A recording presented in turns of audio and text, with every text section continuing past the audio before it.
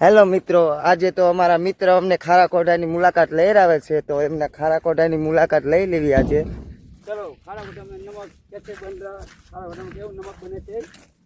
તો મિત્રો, અમારા મિત્રો આજે અમને બતાવવા જઈ રહ્યા છે કે નમક કઈ રીતે બને છે અને કઈ રીતના ઢગલા હોય છે. તો આજે આપણે જોઈએ કે કેવું હોય છે મીઠું. ખારા પાણીમાં મીઠું બને છે.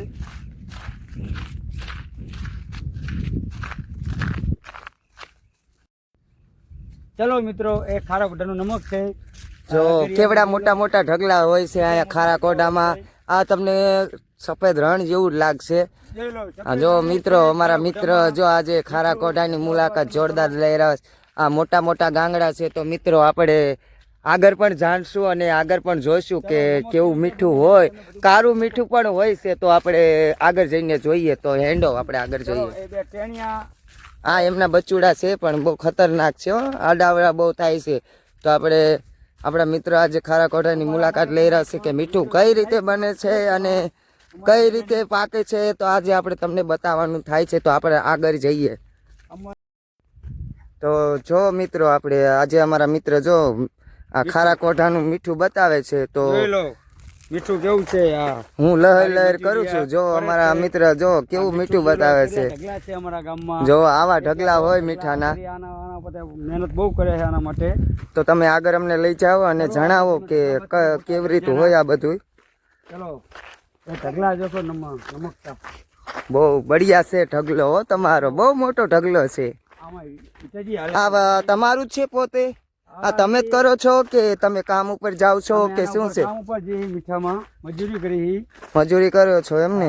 એ આમાં પછી ઇટેજી ગાડી ભરે ગંજા કંપનીમાં જાય મીઠું. હા હા. આવો કારો માલ હોય, આનો વ્હાઈટ માલ થઈ જાય. આ વ્હાઈટ માલ કઈ રીતે થતો છે? આને વોશિંગ થાય, મીઠું ધોવા જાય અને નમક હા હા આ કંપનીમાં જાય બધું.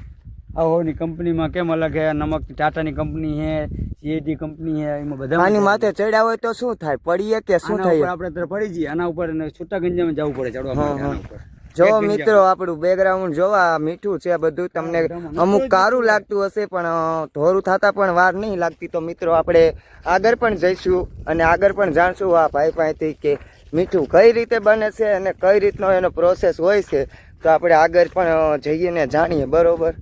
તો ચાલો મિત્રો, આપણે બ્લોગમાં બન્યા રહેજો. ટૂંક જ સમયમાં તમને બતાવવામાં આવશે કે ખારાકોટાનું મીઠું કેવું હોય. ચાલો આગળ જઈએ આપણે. આપણા મિત્રો આપણને બતાવે છે કે કઈ રીતે. તો ચાલો મિત્રો, આપણા મિત્ર આપણને આગળ દેખાડવા લઈ જાય છે કે કેવું હોય બધું. હજી ઘણું બધું બાકી છે. તો તમને આપણે આ જ બ્લોગમાં બતાવવાનું છે. તો આપણે આગળ જઈએ. તો મિત્રો, ચાલો આપણે આગળ જઈએ અને આગળ જઈને આપણે બતાવીએ કે મીઠું કઈ રીતે બને છે અને કઈ રીતે એનો પ્રોસેસ હોય છે. તો આપણે આગળ જઈને એમને બતાવીએ કે એમને બતાવો કે કઈ રીતનો પ્રોસેસ હોય છે. તો ચાલો મિત્રો, આપણે જોવો. જો આનું મીઠું પાકે આ રીતે જ પાકે. આ રીતે જ પાકે. આમાં પાટો બનેલો. તો આ તો પાણી છે. આ તો પાણીમાં મીઠું પાકે. પણ કઈ રીતે પાકે એ જણાવશો થોડું? આના માટે આમાં આવું ગામડું કરે. હા હા. ગામડું હોય. આના ઉપર આવું નીચે દેખાય ને વ્હાઈટ છે. વ્હાઈટ એ મીઠું છે. હા હા. જો આ મીઠું કહેવાય ને. ઓટોમેટિક થતું હશે? ઓટોમેટિક ના. આના દંતારો ખીચવો પડે. આના માટે 8 મહિનામાં મીઠું પકડવું પડે તમારે. 8 મહિના અગરિયા હોય આમાં. 8 મહિના દંતારા ખીચવો પડે આમાં. બરોબર? હા હા. આના માટે 8 મહિના દંતારા ખીચવો એટલે મીઠું પાકે. રાગે રાગે રાગે. આમાં 35 ડિગ્રી પાણી કહેવાય. 35 ડિગ્રી તમારે આવી તરી થાય. જો આવી તરીમાં તમે દંતારા હરિયાના લાકડાના દંતારા આવે એનામાં તમે દંતારો ખીચો ને એટલે જામે ને જે પોકડી ખરે રાગે રાગે પોકડી ખરીને મીઠું પાકે આનું. હા હા. તો હવે આગળ પણ હજી જાણશું આનથી. ચાલો તમે તો ચાલો મને આગળ બતાવો. ચાલો આપણે આગળ જઈએ છીએ. તો આપણા મિત્રો આપણને આગળ બતાવે છે કે હજી ઘણો બધો પ્રોસેસ બાકી છે. તો આપણો નવો બ્લોગ છે. તો આ બ્લોગમાં બના રહેજો અને લાઈક, સબસ્ક્રાઈબર અને ફોલો પણ કરજો. આપણે નવી બ્લોગની ચેનલ બનાવી છે, રાધા બોટાદ બ્લોગ. તો આપણે એ ચેનલને સબસ્ક્રાઈબ કરવાનું ભૂલતા નહીં. તો તમને આવા નવા બ્લોગ બતાવતા રહીશું અને આવું નવું લાવશું અમે. તો તમે આગળ બ્લોગમાં બનાવી રહ્યો. તો આપણે બ્લોગ ચાલુ આવી રીતે રાખવાના છે. ચાલો આપણે આગળ જઈએ. આપણને લઈ જાય છે આગળ. આ એક બે બચુડા છે ને, એ બહુ ખતરનાક છે. આના પાર્સલ નથી હારા. ચાલો મિત્રો તો આપણે આગળ જઈએ. ચાલો આ મીઠાના ઢગલા હે બધા. દેખો તમે આ ઢગલા જોવો કે કેવા છે આ ઢગલા. કારું છે, આનું વ્હાઈટ મીઠું થઈ જાય. આ કારું મીઠું છે એનું વ્હાઈટ થાય. આનું વ્હાઈટ છે એકદમ એકદમ. તમને પેલા બ્લોકમાં દેખાડી દઉં, વ્હાઈટ છે. 35 ડિગ્રીમાં થાય. ચાલો મિત્રો હું પણ એ પાછળ પાછળ જાઉં છું, કેવું બધું છે મને બતાવે છે કે કઈ રીતે મીઠું થાય. અને જો મિત્રો આ આપણે મીઠાઈની ખાડી છે, તો આમાં પણ મીઠું થતા વાર નહીં લાગતું. જો આવું વ્હાઈટ વ્હાઈટ થઈ જાય, આવું પાણી હોય એનું મીઠું થઈ જાય. પાણીનું મીઠું થાય, બીજું કીનું મીઠું ના થાય. હા, બોર કરે આમાં આગળ આમાં આપણે બોર કરે અને મીઠું થાય. તો આપણે આગળ પણ જઈશું અને ઢગલા પણ આપણે આવા મીઠાના જોઈશું કે ખારા કોઢાનું મીઠું કેવું હોય. આ બધા ગામો ગામ કે છે ખારા કોઢાનું મીઠું મીઠું હોય. કચ્છનું નાનું રણ કહેવાય. આપણે કચ્છનો નાનો રણ કહેવાય આ.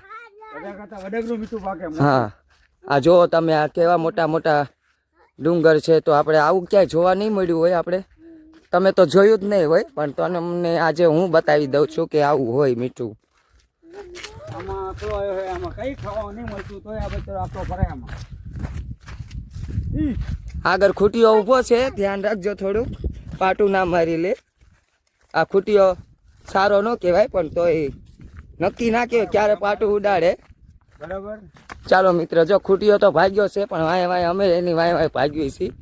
તો આપણે બ્લોગમાં બનાવી રહેજો. આપણે આવો નવો બ્લોગ બીજો પણ લાવવાનો છે, તો આ બ્લોગમાં તમે પેલા બ્લોગમાં સપોર્ટ કરજો. મીઠાના આ દેખો આપણે કેવડા મોટા મોટા ઢગલા છે. આ કારું કારું દેખાય છે, એને ધોરું થતા વાર ન લાગે. આમનો ઘણો બધો પ્રોસેસ હોય, પણ આપણે બીજા બ્લોગમાં તમારા માટે સહીને અમે બ્લોગ બનાવવા આવશું બીજી દાન. તો આપણે બ્લોગમાં બનાવી રહેજો. તો આ છે આપણે બેકગ્રાઉન્ડ. પોતાના ગંજા હે વેપારી. ચાલો મિત્રો, આપણે પેલો બ્લોગ છે, તો જાજો ટાઈમ નહીં લેવો. આપણે આ બ્લોગને એન્ડ લાવશું. ચાલો મિત્રો, બધાને જય માતાજી અને જય શ્રી કૃષ્ણ.